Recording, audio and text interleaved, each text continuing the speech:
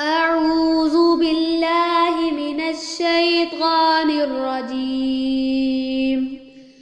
بسم الله الرحمن الرحيم.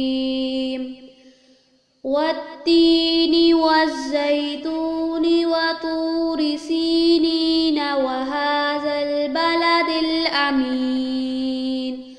لقد خلقنا الإنسان في أحسن تقويم ثم رددناه أسفل سافلين إلا الذين آمنوا وعملوا الصالحات فلهم أجر غير ممنون.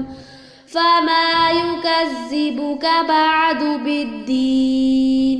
أليس الله بأحكم الحاكمين؟ صدق الله العظيم.